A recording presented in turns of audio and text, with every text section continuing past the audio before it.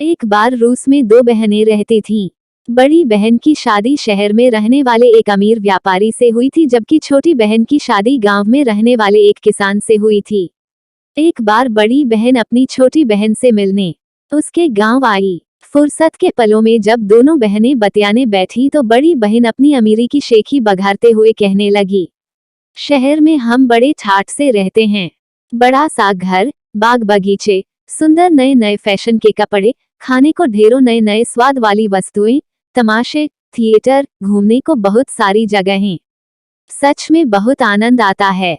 मैं तो कहती हूँ हमारा जीवन तुम्हारे इस गांव के जीवन से बहुत बेहतर है। गांव में रहने वाली छोटी बहन को बड़ी बहन की बात चुभ गई। वो भी अपने ग्रामीण जीवन की तारीफ करते हुए बोली, ये सच है कि गांव का जीवन उतना सुंदर और स्वच्छ नहीं है जितना आपका शहर में है।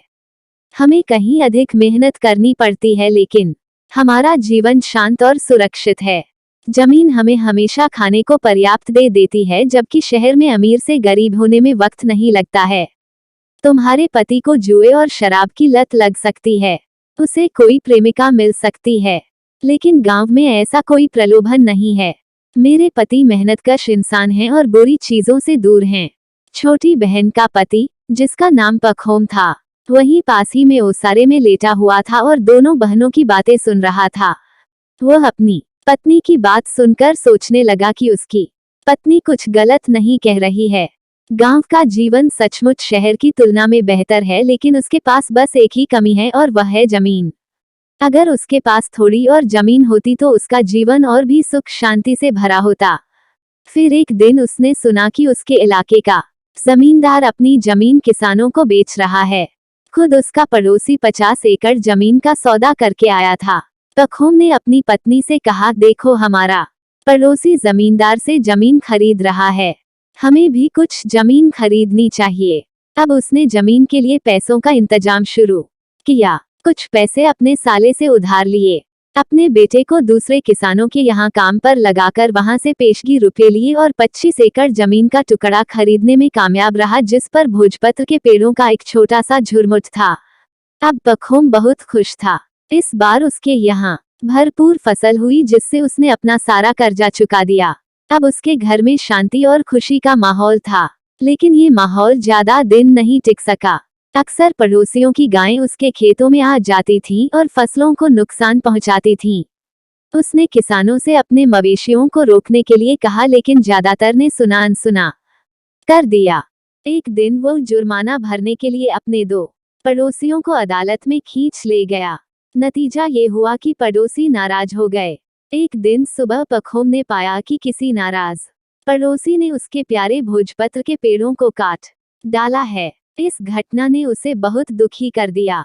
उसका शक अपने एक पड़ोसी साइमन पर गया और वो उसके खिलाफ अदालत में पहुंच गया, लेकिन उसके पास कोई पुख्ता सबूत नहीं था, इसलिए जजों ने साइमन को छोड़ दिया। इससे पखोम को इतना गुस्सा आया कि वो जजों को ही भला बुरा कहने लगा। कुल मिलाकर पखोम के लिए गांव में रहना काफी अप्रिय और दूभर हो गया। एक रोज एक यात्री किसान ने रात बिताने के लिए पखोम के घर में जगह मांगी। पखोम ने उसका स्वागत किया। रात्रि भोजन के दौरान किसान ने पखोम से कहा, मैं लोआ वोल्गा से आया हूँ। वहाँ बहुत अच्छी जमीन है और सस्ती भी। मेरे गांव के बहुत से लोग वहीं जाकर बस गए हैं और अमीर हो गए हैं।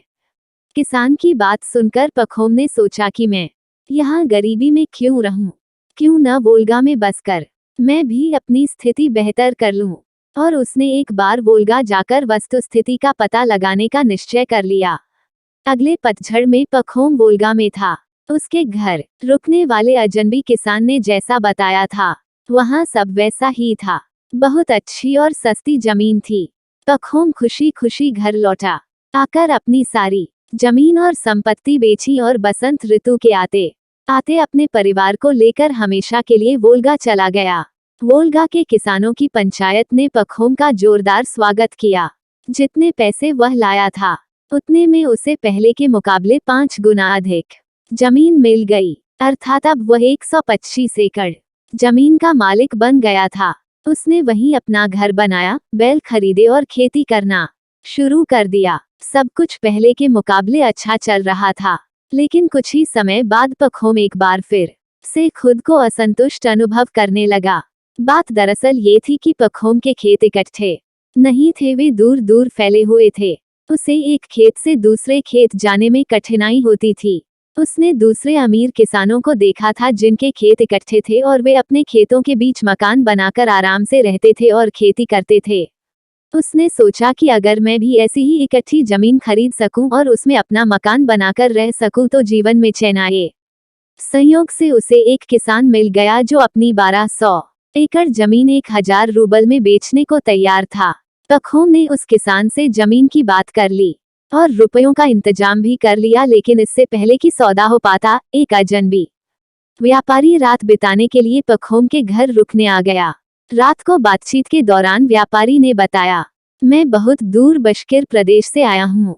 वहाँ के लोग बहुत ही अच्छे और मिलनसार हैं।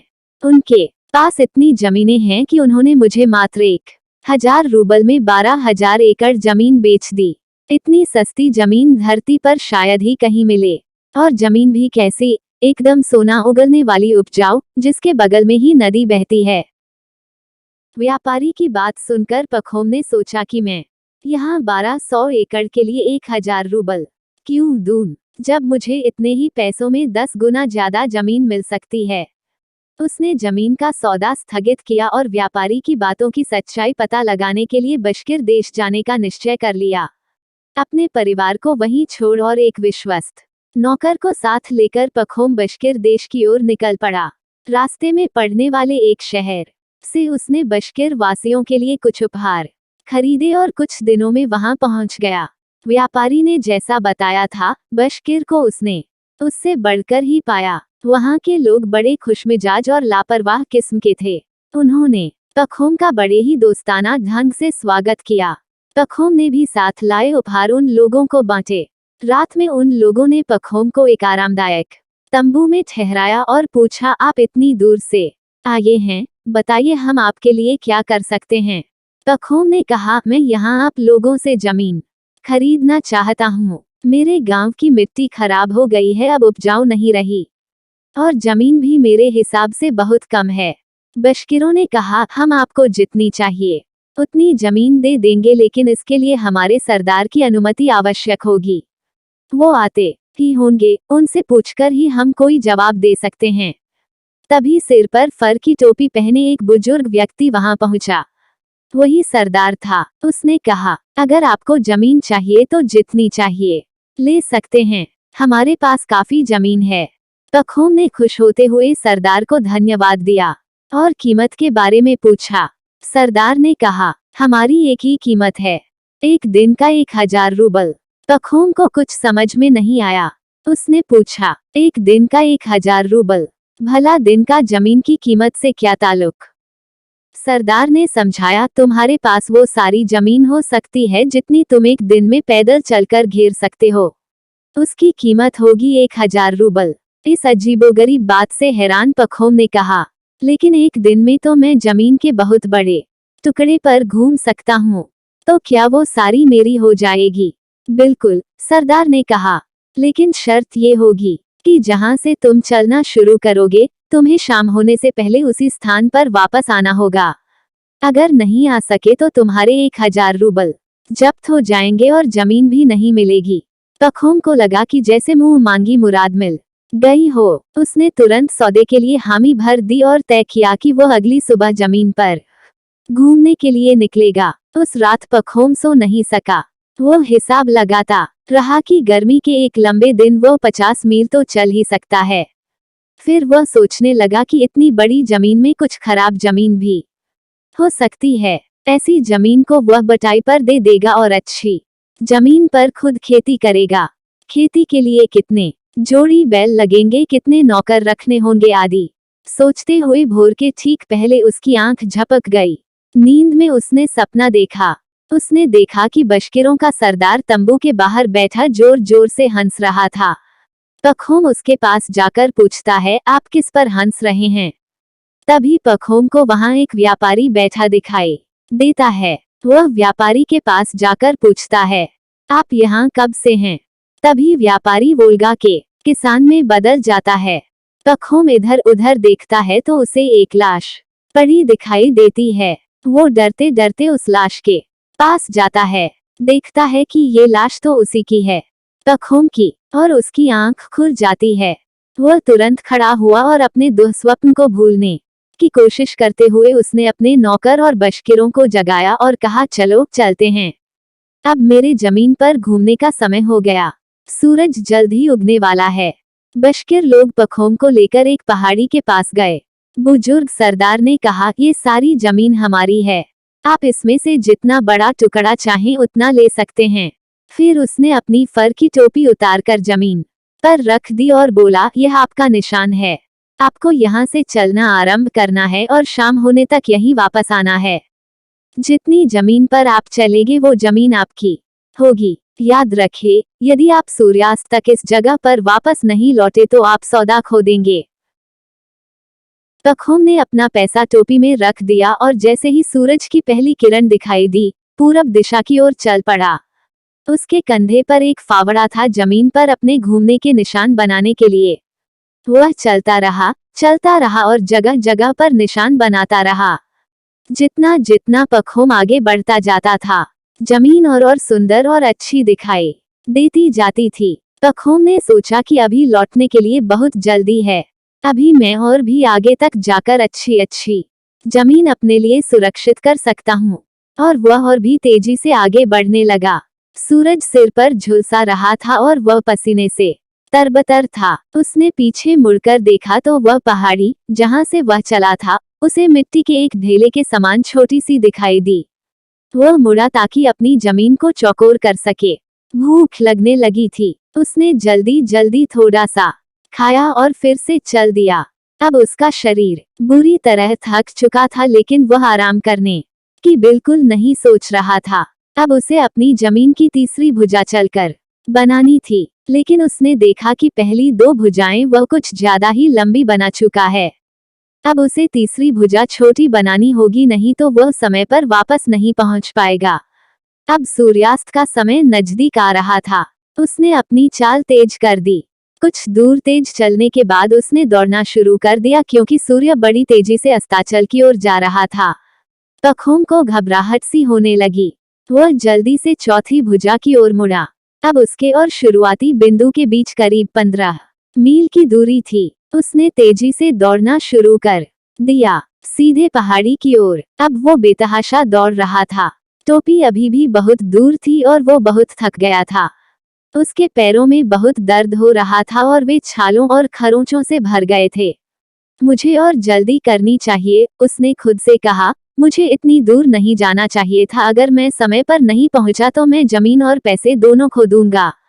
और एक आखिरी प्रयास के रूप में उसने अपनी पूरी शक्ति दौड़ने में झोंक दी। अब उसे लगने लगा कि वो समय पर नहीं पहुंच पाएगा। उसे इतनी दूर नहीं जाना चाहिए था। फिर भी वह पूरी शक्ति से दौड़ा जा रहा था। वह पहाड़ी की तलहटी में पहुंच चुका था। सूरज अस्ताचलगामी हो रहा था। टोपी अभी भी दिखाई नहीं दे रही थी। अब उसे रोना आने लगा था। उसे लगा कि वह पूरी तरह से बर्बाद हो चुका है। उसके हाथ से जमीन भी गई और पैसे भी। सहसा उसे बशकिरों की पुकारें सुनाई देने लगी। वे टोपी के पास खड़े हाथ लहरा रहे थे और उसे प्रोत्साहित कर रहे थे। पहाड़ी की चोटी पर सूरज अभी भी पूरी तरह से डूबा नहीं था। उसने एक बार फिर जोर लगाया, अपनी आखिरी ताकत के साथ। उसने बुजुर्ग सरदार को देखा। वो हंस रहा था और वो गिर पड़ा, फिर न उठ सका, लेकिन उसका हाथ टोपी तक पहुंचने में कामयाब रहा। बशकिर लोग जोर से चिल्लाए, तुमने अच्छा किया, तुमने बहुत सारी जमीन जीत ली है। लेकिन पखोम को कुछ भी सुनाई नहीं दिया। पखोम का नौकर दौड़ा दौड़ा आया और उसने मालिक को उठाना चाहा, लेकिन वो उठ न सका। उसके मुंह से खून निकल रहा था। वो मर चुका था। नौकर ने फावड़ा लिया और अपने मालिक के लिए कब्र खोदी और उसको वही दफना दिया। इतनी मेहनत के बाद भी अंत में पखोम को क्या मिला? सिर्फ 2 गज जमीन।